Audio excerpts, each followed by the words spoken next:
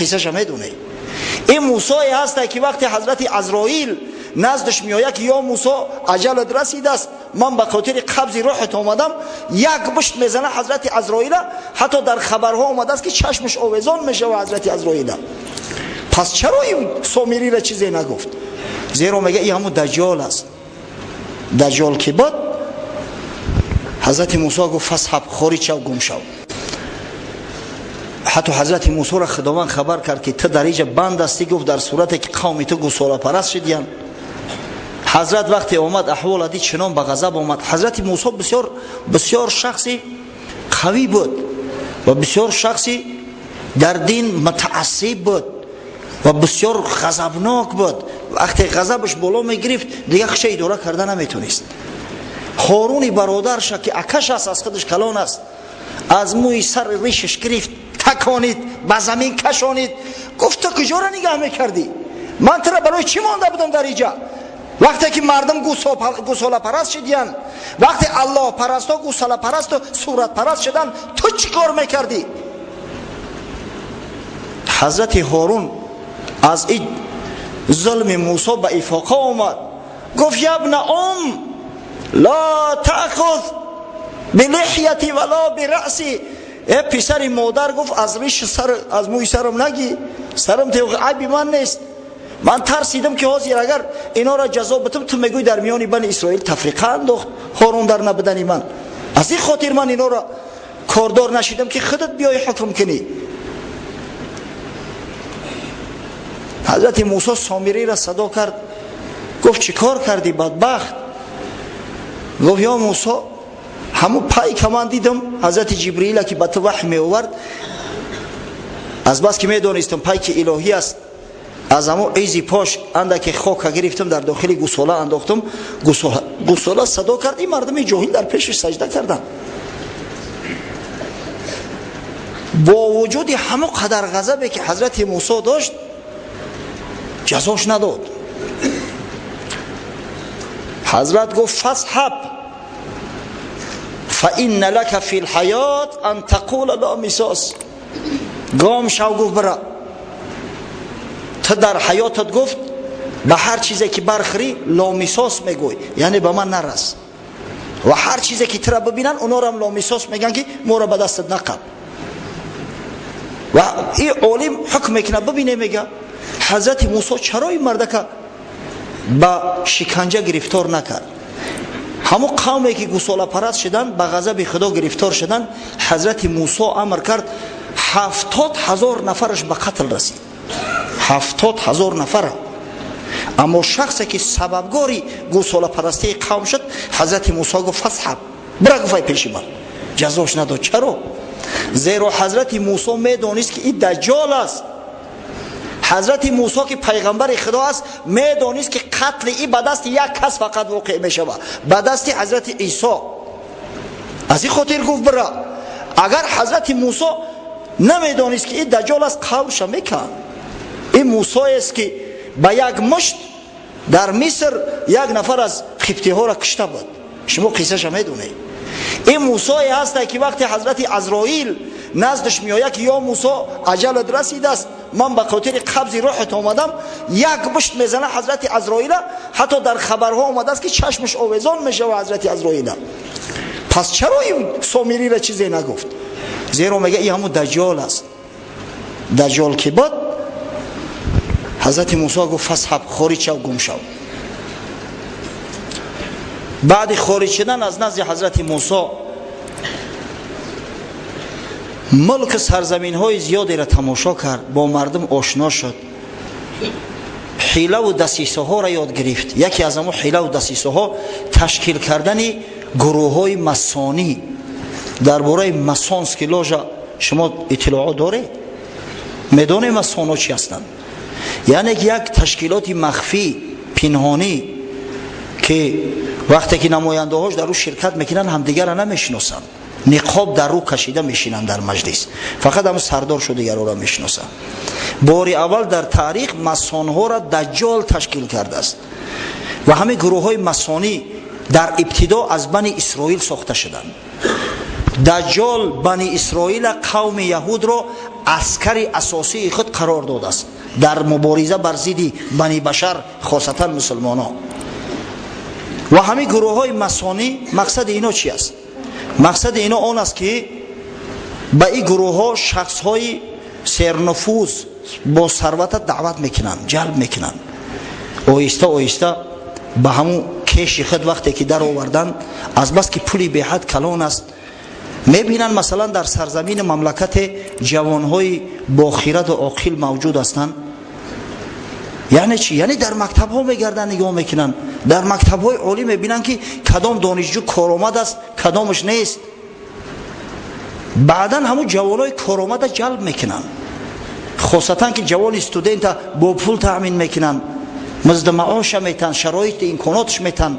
بعدا برای آنکه صاحب وظیفه شوه و کریر کنه کمکش میکنن و از میان مردم همون سرزمین الیت حاصل میکنن، گروه های مخصوصی ماسونی خودشونه.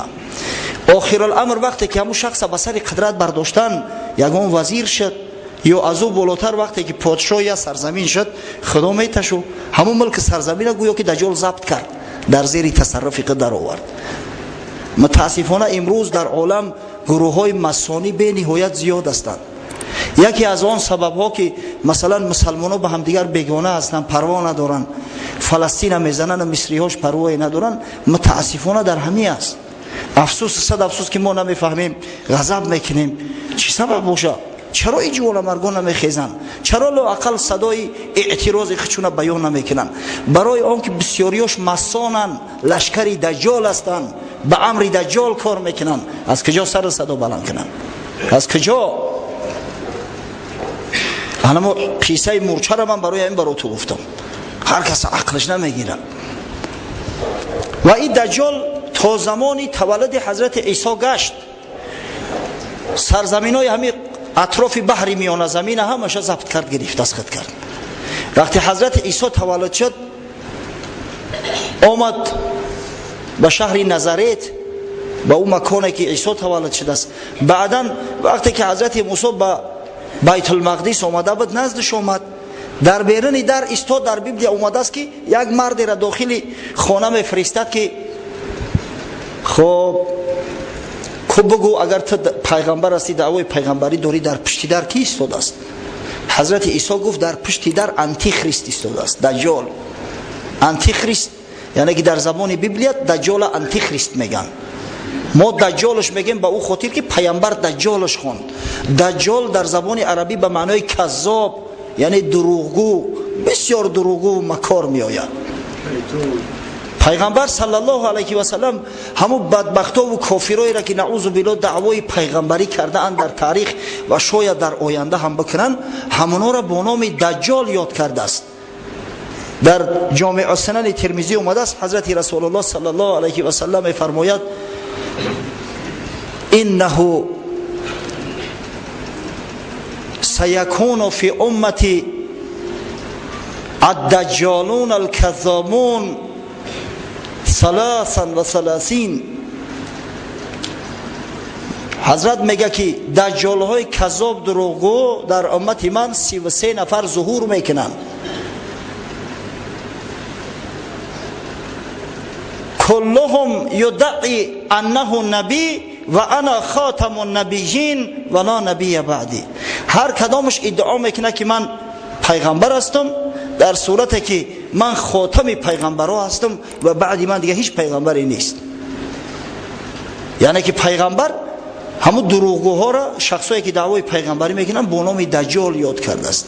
از این خاطر ما همون آنتی خریست دجال میگیم.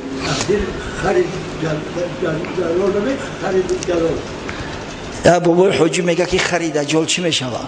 پرتوی خرتونه خدا بگیره او خره.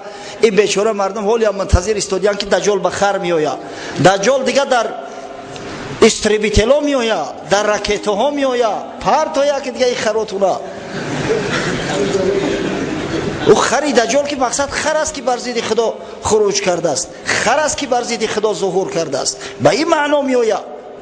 اما ببینید به حد مکار است بدبخت که قوم بنی اسرائیل که به چشم خود معجزه‌های حضرت موسی را دیدند، بنی اسرائیل که اکثر پیغمبرها از میان اونا خارج شدند، چه نوع گمراه و گوساله پرست کرد. پس ما و شما باید احتیاط باشیم. ببینه یک بدبختی به سعادت در خوجند ظهور کرد، یک به سواد جاهل فامیل شریف بود والله اعلم، نعوذ بالله دعوای پیغمبری کرد. بعضی مردم او را با خانه هاشو دعوت میکردن که پیغمبر خدا به خانه ما تشریف بیار، نعوذ بالله. در عصر 2021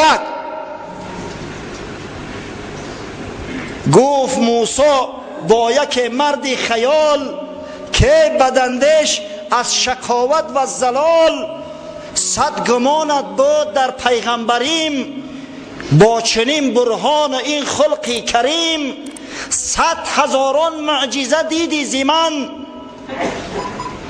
100 گمانت میفزود و شک زن.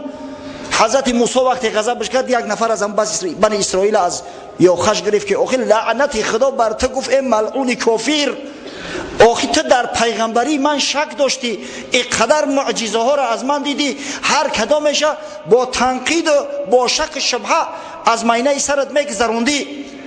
بانگ زد گوساله از جادویی، سجده کردی که خدای من تویی. خانه سوخته یک گوساله، یک ساحر جادوگر با گفت تو در پیشش سجده کردی. چه نبودی بدگمان در حق او؟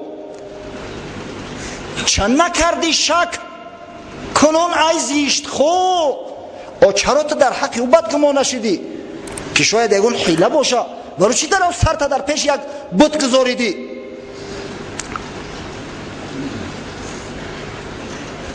پیش گاو سجده کردی از خری، کرد گشت عقلت صید سحری سامری. سامری خود کی باشد ای سگان، که خدای برتراشه در جهان؟ در پیش یک گاو از روی خری و احمقیت میگه سجده کردی.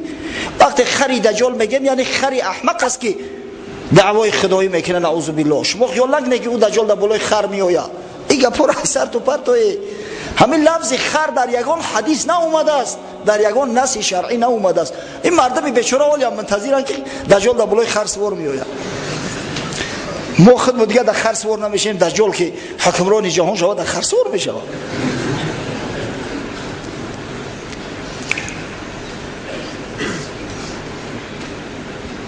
گاوی زرین بانگ کرد، آخر چی گفت؟ کهمکان را این همه رغبت شکفت. حضرت موسی را غضبش میکنه، آخر رو تو درگور میگه اینا باع گفت. همون باعی او شما چی برات گرفته که در پیشش سجده میکنه؟ آخر ما کلام خدا را میاریم، حکمت خدا را میاریم، پند نصیحت خدا را به شما میاریم، اینا یک گاو باع گفت. چی گفت است که این قدر شما خر شده در پیشش سجده میکنه؟ ولی متاسفانه یک گروه در بین ما پیدا شده است، دعوای تصوف عرفان میکنن و به حد جاهل هستند که به قبر پرستی مبتلا گشتیان، قبر پرست شدیان، خدا پرستا قبر پرست شدیان، مسجد روها قبرستان رو شدیان. افسوس صد افسوس. و دلیلشو چی است؟ میگن شیخای ما و پیرای ما دلشون میلرزونن. کش ما دلتون بلرزونه؟ یک نفرش گفتم خدا جان تماس کنه، رقاصه ها تمام اعضای بدنشون میلرزونن، حیفین دل. بعد همو رقاصه ها رو هم پیر میگیره، شما شیخ میگیره. اوه ای سر تمونه بی عقلای بی فراست. در دنیا هر یک ساحر جادوگر است، خاصتا در هندوستان. همین مگه های هند،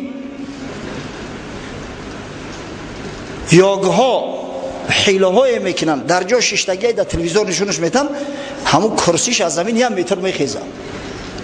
بعد در پیشش سجده میکنی که این کار دیگر رو کردن نمیتونن. سبحان الله. حضرت امام شافعی گفت اگر شیخی را دیده که در آسمان میپره یا در بالای آب میدوه قدمش تر نمیشوه، مغرور نشوه به او. شما اول ببینه که متابعتش به قرآن و به سنت پیغمبر صلی الله علیه و سلم تا چه حد است، گمراه نشوه. ما هم تاکید میکنم که بچهای عزیز گمراه نشوه، احمق نشوه. اکثر مردم از مسجد بیگانه میکنن اینو. شخصی که قوم مسجد است آیسته آیسته گم میشود یا از جماعت دور میشود. ها چیکار میکنی؟ در خانه میشینم ذکر میکنم و ذکر در سرت مونه، ذکر در مسجد بیا در پیش مردم بکن. این دین جماعتی است. خب قصه خودمون دوام میتیم که وقت کم است. قصه کوتاه. وقتی که حضرت عیسی شناختش گفت این آنتی خریست است، دجال است، بر ضد حضرت عیسی شور و شر برداشت. آخر الامر کار به حد کشید که حضرت خداوند عیسی علیه السلام به آسمان برداشت. شما میدونه این قصه را. و بعدا با شروع کرد در میان مردم نصرانی چنان فتنه های انداخت که امروز دین نصرانیت به 2000 فرقه های متفرقه جدا شده است. ولی یهودی ها خدا را یهوه میگن. یهوه در بعض روایات شیخ های ما اومده است که یهوه یکی از نام های ابلیس است. ابلیس پرست شو کردیم. تمام کوشش برای چی است؟ ما زمین باید آماده کنیم تا وقتی که همون مسیح یعنی همین دجال میآید او را به خوبی بپذیریم، قبولش کرده بتونیم.